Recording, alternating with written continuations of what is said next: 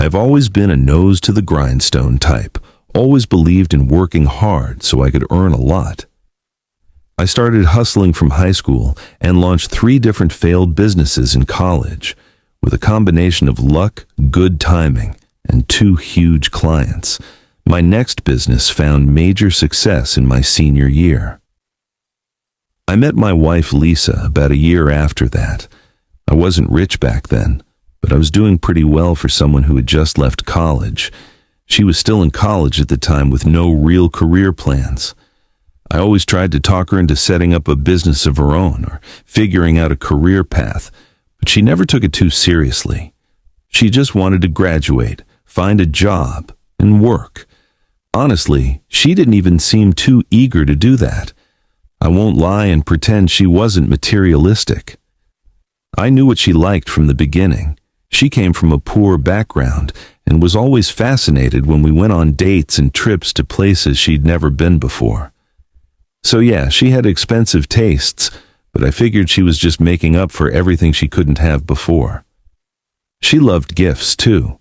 I didn't find that weird because everyone loves gifts, right? But the more expensive it was, the happier she'd be. I didn't mind. It made her happy and I had the money to afford it. Lisa is a huge extrovert. She's the type that can't really enjoy a quiet night in. I'm not an introvert myself, but I prefer staying in and working or enjoying a show. This didn't cause much conflict between us. We just came up with a compromise. We went out together at least once a week, and we'd spend 2 nights on a nice dinner and movie indoors. We could spend the other night of the week however we liked. I preferred to get some work done or catch up on movies. More often than not, my wife would go out with some friends. I didn't suspect anything about her girls' nights for a long time. I'd met her friends and they even came to pick her up sometimes. They were all married and seemed reasonable enough. She usually came home when she said she would, and she was never drunk. Maybe a little buzzed sometimes, but that was it. So how did I find out something was wrong? It was the cards. One evening, I noticed an odd charge on my credit card. After a quick Google search, I found out it was a men's jewelry store that I was sure I'd never been to. That was concerning. My first thought was that my card had been stolen somehow. I decided to do some more digging before I went calling the bank. That's when some other transactions started jumping out at me. There were restaurant bills for places that I was sure we'd never gone as well. Some of them seemed to be dated to nights when I was sure I had been at home. Something wasn't adding up. These transactions were going back weeks. I knew I still had my credit card. There's no way it could have been stolen. I spent 10 minutes bouncing ideas around, trying to figure it out. That was when I remembered that Lisa was also an authorized card holder on my account. There had to have been some sort of explanation. At first, I wanted to wait for her to get home so I could ask her about it and figure out what was going on. But the more I went through the card statements, the clearer the image became. She was cheating on me. There were 2 motel visits in the statement, each for 1 night only. As soon as I saw that, I felt alarms go off in my head. I looked through the statements again more carefully, noting every single transaction that seemed out of place to me. It painted a picture of her buying gifts and going on dates with someone else, and this had all been going on for several weeks at least. When she got back home that night, I was extra observant. I really didn't notice anything out of the ordinary. I asked her how her night had been, and she started telling me about how much fun she'd had with her friends that night. I found myself wondering how much of what she was saying was true. Those dang card transactions kept flashing through my head. I played it cool, trying to hide the doubt I was feeling inside, and she didn't notice that anything was wrong. She showered and went to bed, and I took my chance. I know every guy says this, but I swear I'm not the type who snoops around. But that was when I trusted her. Now, it was fair game. I guess you could say I had probable cause. Getting into her phone was easy. She hadn't changed her passcode since she first got her phone. It took a while to find what I was looking for. And for a while, I allowed myself to be a bit hopeful. I really wanted to be wrong. If I was lucky, I wouldn't find anything. I'd call the bank and clear it up, and I'd be able to move on from this sickening suspicion. Unfortunately, I wasn't that lucky. I came across a message chain with a guy named Dylan. He and Lisa had been talking for a few months, and they had seen each other more than a few times. From what I could make out, they had slept with each other at least twice, which matched up with what I'd seen in the card statement. Apart from that, they went shopping together and went on dates. I couldn't believe it. Lisa was really having an affair with some guy that she was treating like her boy toy. At first, I thought it didn't seem like her at all, but I guess I never really knew her. And then there were the gifts. She'd been buying watches, shoes, and even AirPods for him. She was spending my money on her affair partner. I think that was when my feelings toward her changed. The betrayal was too deep. I worked my butt off for years to build a good life for her. I gave her the very best life I could, and she chose to spoil some other guy. I couldn't remember the last time she'd gotten a gift from me. Honestly, that hurt as bad as the infidelity. I was going through her messages with Dylan when I was hit with another suspicion. Her friends had to be in on it, right? If she was using girls' nights as a cover, then they probably just pretended to pick her up whenever they came around. I found her messages with her friends, and sure enough, I was right. Sometimes she'd ask them to pick her up when they were going out so I wouldn't suspect anything. Then she'd split off from them and meet up with Dylan. I couldn't believe the amount of planning she put into this. This wasn't just some emotional mistake. This was carefully planned infidelity. She messed up with the cards, though. Maybe she thought I wouldn't scrutinize the statements as much as I did. I exported the chat logs and emailed them to myself. I've heard enough stories like this, and I know how bad it can go if there's no evidence. When it comes down to he said, she said, he always loses. I couldn't sleep that night, not after what I'd seen, and especially not beside her. I spent the whole night planning out what I was going to do next. I had always pictured my whole life with her, but now I felt lost. In the morning, Lisa came downstairs and found me on the couch. She asked if I slept down there. I ignored her question and told her to tell me about Dylan. She did such a good job at acting confused that I almost believed her. I told her not to play dumb. She'd been spending hundreds of dollars a month on him at my expense, so it was only a matter of time before I found out. She was quiet, probably thinking of what to say. After a moment, she started apologizing. She swore she didn't mean it. She said she met him online and she felt bad for him because he was struggling.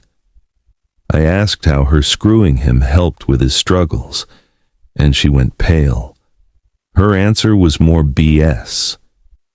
She claimed she'd been depressed and turned to Dylan for comfort. I asked if she didn't see a problem in looking for comfort from another man.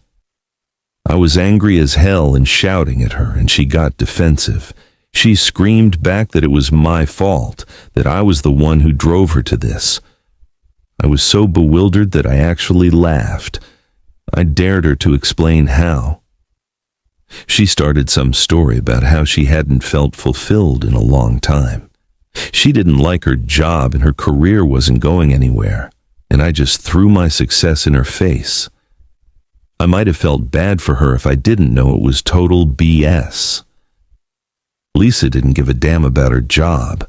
She didn't even want to work, but I insisted. And all that stuff about me rubbing my success in her face.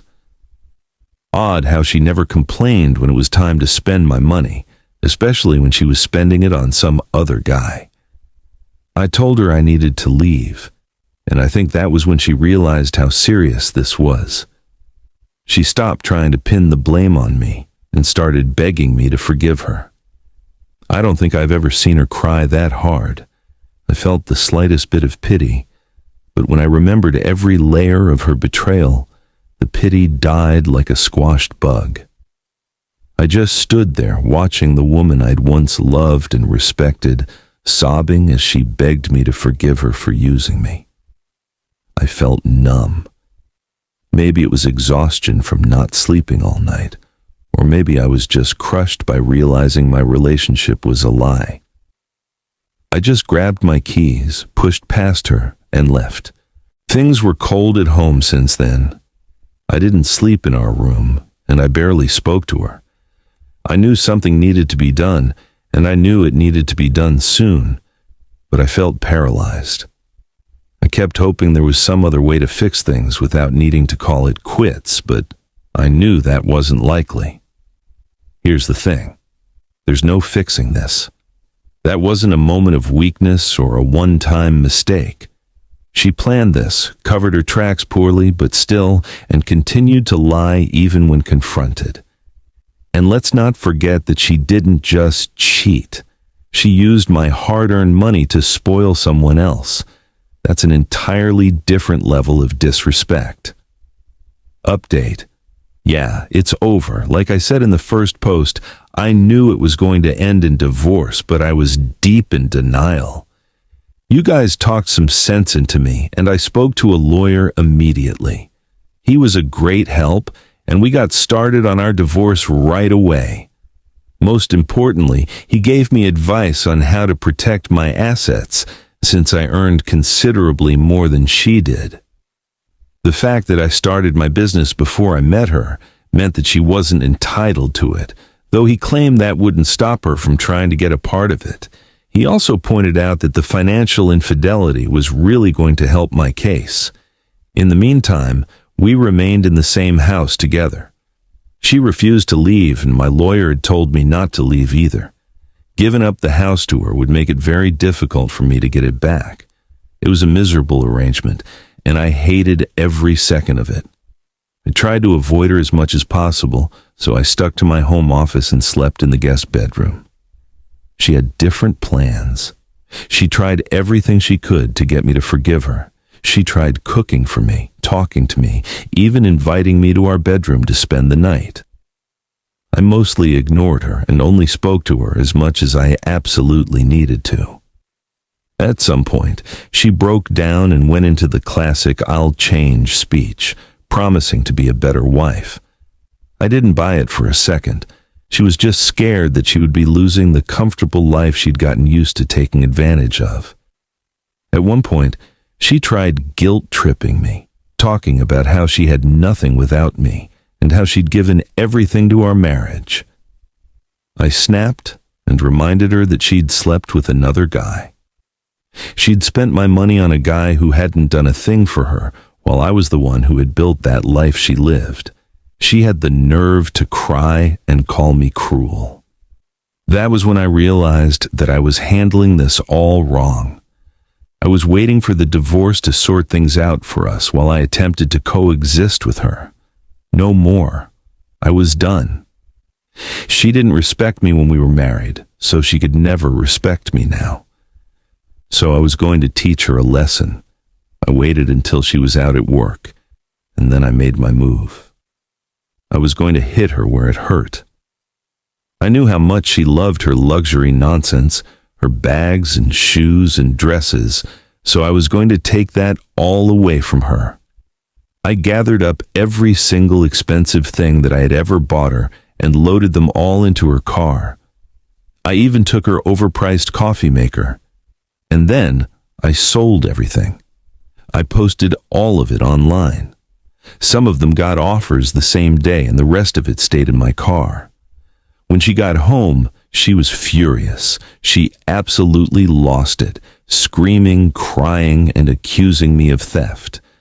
I just told her that it was my money, and I was taking back what was mine. She threatened to call the police, and I told her to go ahead. I had receipts proving that I was the one who paid for everything. That got her to shut up. Selling her things really shook her. She wasn't asking for forgiveness anymore. She realized just how much I hated her for what she'd done to our relationship. A few days later, after I sold all of her stuff, She came to me and asked me to help her out. I could tell that it was hard for her to come to me, but it seemed like she had no other option. She told me that she wanted to move out of the house because the energy was making her miserable, but she had no savings. Her job didn't pay well, and I'd canceled her cards. I told her I wasn't going to help her. If she really needed help affording a place, she could go and talk to Dylan. Hell, she could move in with the guy for all I cared. She didn't say anything about that, but from the way her face crumbled, I could guess that Dylan wasn't an option anymore. The guy probably left her the moment he realized that she was broke and didn't have anything to offer him anymore. She spent a few days moping around after that and trying to get me to change my mind, but I didn't talk to her at all. Now, when she'd had enough of the silent treatment, she moved out and went to stay with her sister. I was glad to have her out of the house.